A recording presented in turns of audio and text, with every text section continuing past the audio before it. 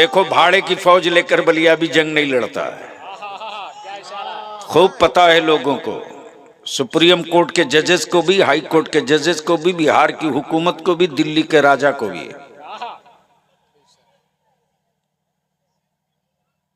जो तहरीक दारे शरिया की चल रही है वो बलियावी के लिए नहीं, तेरी औलादों के मुस्तकबिल के लिए।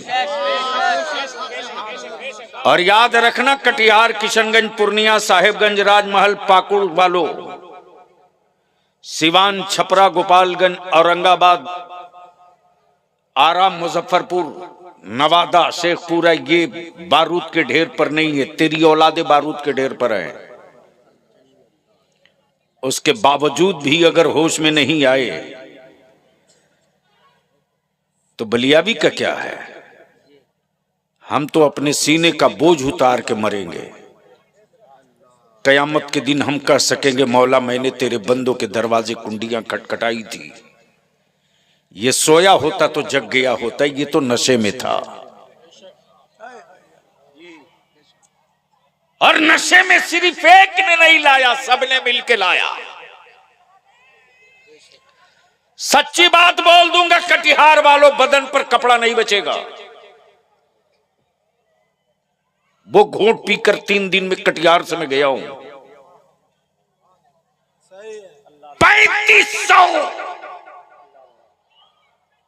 3500 यहां जनप्रतिनिधि हैं, समिति, मुखिया, जिला परिषद मिला करके। और एक एमएलसी जीतने के लिए अकेले मुसलमान का वोट काफी था। लेकिन जो 3 दिनों तक तलवार बांटते रहा, वोट ने ही जमीर खरीद लिया।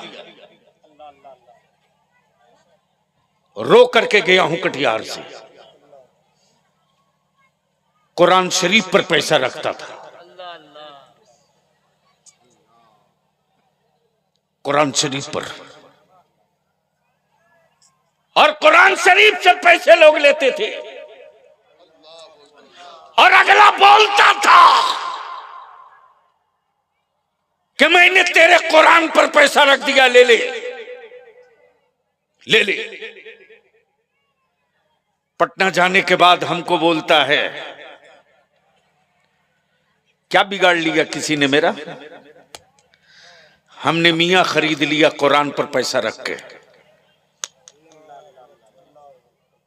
चीखो, चिल्लाओ, याद कर बलियावी जो आज बोल के जा रहा। उस चौराहे पर तेरी औलादें खड़ी होंगी कि जख्म खाने के बाद तेरा बेटा रोना चाहेगा तो दुनिया कहेगी रोने नहीं दूंगा।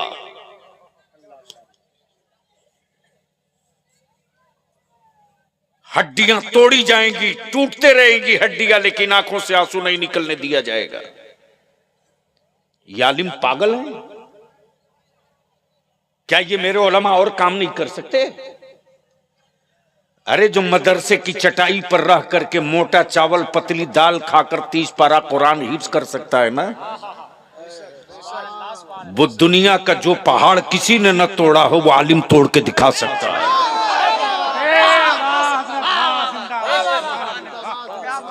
लेकिन कौन समझाएगा आपको?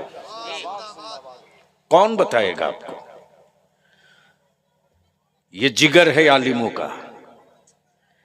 दारू आपके बेटे पिए, फिक्र आलिम करेगा। गैरों के साथ बैठिए आप भी भागे, फिक्र आलिम करेगा। जानवर की तरह अपने बेटे को 5 लाख रुपया एक मोटरसाइकिल पर आप बेचो, जहेज के खिलाफ आलिम उतरेगा। गांव में मस्जिद नहीं, आबादी बढ़ रही है, लोग नमाज कहां पढ़ेंगे? फिक्र आलिम करेगा। बाप का खात्मा ईमान पर हो जाए, मरते वक्त सूरे यासीन आलिम पढ़ेगा। पूरा गांव मिलकर के 30 पारा एक खत्म कुरान नहीं पढ़ पा रहा आजकल। बोलो बात सही है कि गलत? अरे जोर से बोलो ना, जोर से बोलो ना, तवज्जो चाहो। हद तो यह है कि पूरा रमजान बीत गया, एक महीना एक खत्म, कोई मर्द कुरान की तिलावत न कर सका। मर्दों से करोड़ों दर्जा बेहतर मेरी मां, मेरी बहन, मेरी बेटियां हैं।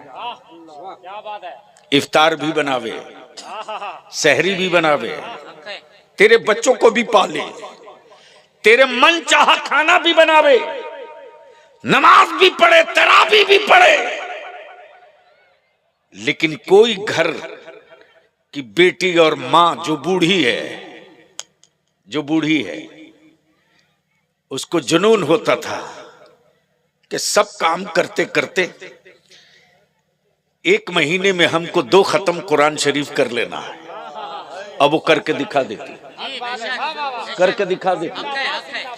लाओ डॉक्टर इंजीनियर बहू लाओ, लाओ, खूब लाओ, तबीयत से लाओ,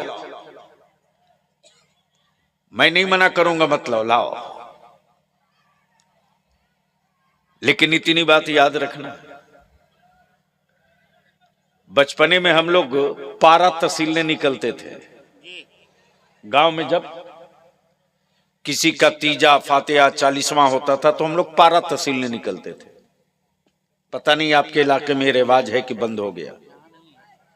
नहीं रहेगा, इसलिए कि पढ़ने वाला है ही नहीं। दिलवर बाबू, हम लोग गांव में निकलते थे पारा तहसीलने। ए चच्ची, फलाने का तीजा है, कुरान शरीफ पढ़ी हो? हाँ बेटा 5 पारा लिख ले। ए दादी, वो फलाने का आज फातिहा है। ए बेटा तिलावत तो नहीं की हूं, 5000 कलमा लिख लो। क्या बात है, अरे वाह। ए बेटा पूरा कुरान तो नहीं पढ़ी हूं, 20 खत्म सूरह यासीन लिख लो। आपको क्या लगता है ये? आपको क्या लगता है? कुछ समझ में आया? कुछ एहसास हुआ?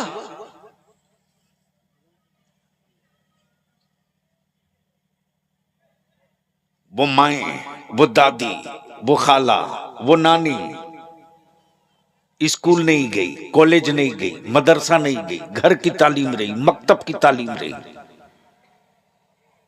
कुरान पढ़ी थी तब न दी बेटा 5 पारा ले लो, 10 खत्म सूरह यासीन ले लो, 500 कलमा ले लो।